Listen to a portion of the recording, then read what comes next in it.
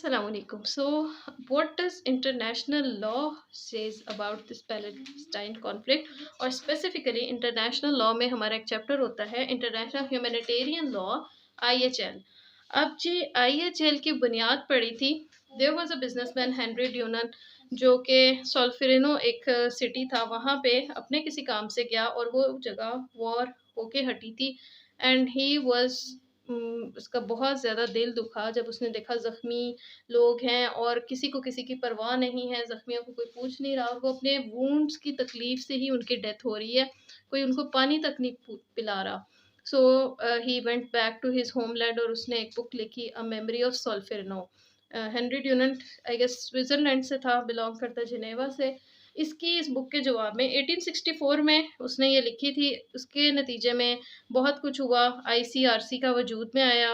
ICRC is international comity for red cross. अब ये red cross का आपने शायद देखा भी होगा, वो क्रॉस है रेड कलर का। और उसका मकसद ये था कि लोगों को जंग के रूल्स बताए जाएं। जंगें होती हैं, we can not stop them. हम जंगों के होने ना होने की बहस से हट के जब भी जंगें होंगी उसमें कुछ रूल्स अप्लाई किए जाएंगे, उस पर बात करेंगे। तो आईसीआरसी एक इदारा है जिसके तहत जंगों के रूल्स को देखा जाता है, मॉनिटर किया जाता है।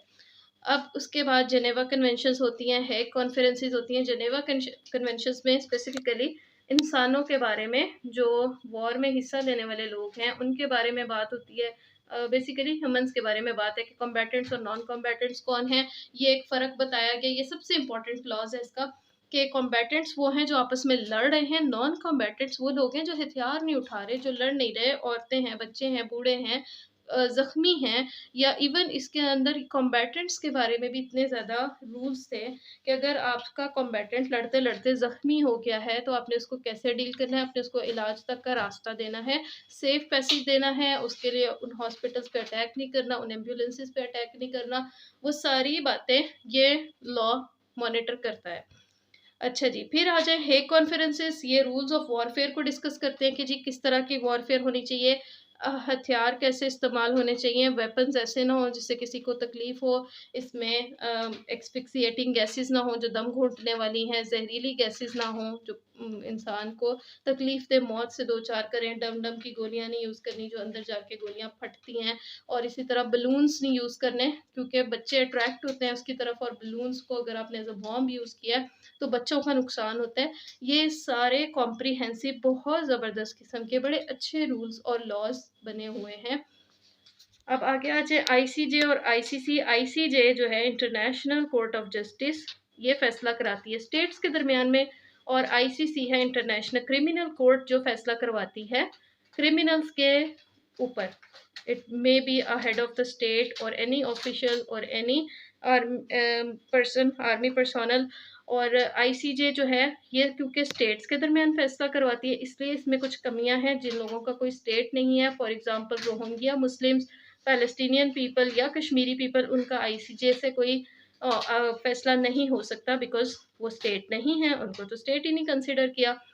आईसीसी का भी एक इशू है। आईसीजे और आईसीसी को जो कंट्रीज उसके सिग्नेटरीज होते हैं उन पे ही रूल्स अप्लाई होते हैं, otherwise it becomes quite difficult. तो आईसीसी का सुन लें, यूएस आईसीसी का मेंबर नहीं है, सिग्नेटरी नहीं है, और इसी तरह इसराइल भी आईसीसी का सिग्नेटरी नहीं है।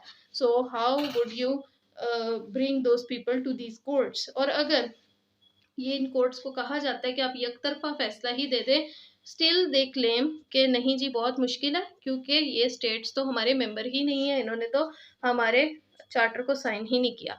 अब जी इंटरनेशनल लॉ में सबसे अहम चीज़ होती है law of use of force, जिससे प्रोहिबिट किया है यूएन ने किसी भी किस्म के even threat to use the force, इससे भी मना किया गया है। सिर्फ एक कंडीशन रखी गई है कि in response to an aggression, जब आपके पास और सारे चांसेस ख़त्म हो जाएं, आर्बिट्रेशन का, निगोशिएशन का, कोई बात नहीं बनती, डिप्लोमेसी से कुछ नहीं हल होता, देन यू कैन रिटेलिएट। लेकिन उसमें भी प्रिंसिपल्स ऑफ प्रोपोर्शनैलिटी आते हैं, यानी दोनों साइड्स पे बराबरी हो, फिर ही आप जो है ना, और बराबर का बदला लो। एक तो यानी रेसिप्रोसिटी है कि जैसा किया वैसा आपको मिलेगा, ठीक है। वो जो फेमस वो है क्या है बाइबल की injunction, an eye for an eye. तो जितना किसास का रूल है कि जो किसी ने आपके साथ किया है आप उतना बदला ले लो। But if you see Israel, क्या वो ऐसे कर रहा है? क्या वो प्रिंसिपल्स ऑफ प्रोपोर्शनैलिटी को, क्या वो रेसिप्रोसिटी को फॉलो कर रहा है? No, it is not. फिर सिक्योरिटी काउंसिल एंड यूएन को ले ले, तो जी सिक्योरिटी काउंसिल में जब भी कोई इस तरह का रूल होता है, अभी पिछले दिनों भी कल की बात है शायद, रशिया ने इशू उठाया पैलेस्टाइन का, तो यूके यूएस ने उसके अगेंस्ट अपने हैंड रेज किए। There were 6 countries, UK US, I guess France भी साथ था, और 6 कंट्रीज थे जिन्होंने रशिया के साथ साइड ली थी, and there were other some countries जिन्होंने एब्सटेन किया था, उन्होंने किसी भी किस्म की कोई साइड नहीं ली। तो सिक्योरिटी काउंसिल यहाँ पे आके पैरालाइज हो जाती है, इससे कुछ नहीं आगे होता। और रही यूएन की बात, तो सिक्योरिटी काउंसिल की इन्हीं कमियों की वजह से there were some members who opposed के पैलेस्टाइन को मेंबर नहीं बनाया जाएगा यूएन का, तो तब से लेके आज तक Palestine is still an observer state. और 88 रेजोल्यूशंस यूएन ने पास कर दी हैं ऑन वेरियस ओकेजन्स के पैलेस्टाइन के जिन हिस्सों के ऊपर इसराइल ने नाजायज़ कब्ज़ा किया हुआ है, वहाँ से अपनी सेटलमेंट्स हटा ले, पीछे हट जाए, वो इलाका फ्री कर दे, बट टू नो अवेल, कुछ भी नहीं हुआ उसके साथ। यूएन क्लॉज क्या कहता है? लॉ ऑफ द सीज आपने पढ़ा होगा, ठीक है? ये आईएचएल से हटके, ये बाकी जो साइड पे रेड में है ना, ये तो सारा मैं आपको इंटरनेशनल लॉ की चीज़ें बता रही हूँ। आईएचएल वाला तो ये ब्लैक कलर में था।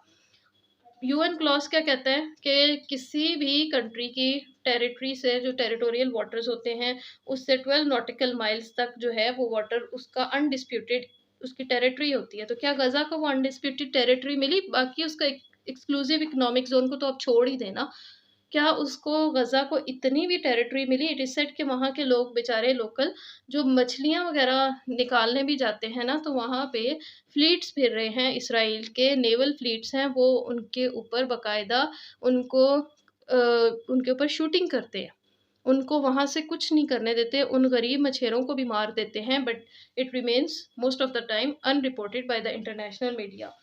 फिर जी law about the sick and wounded, वही आईसीआरसी यही कहता है कि जो बीमार हैं, ज़ख्मी हैं, उनके ऊपर आप अटैक नहीं करोगे, आप उनको सेफ पैसेज दोगे।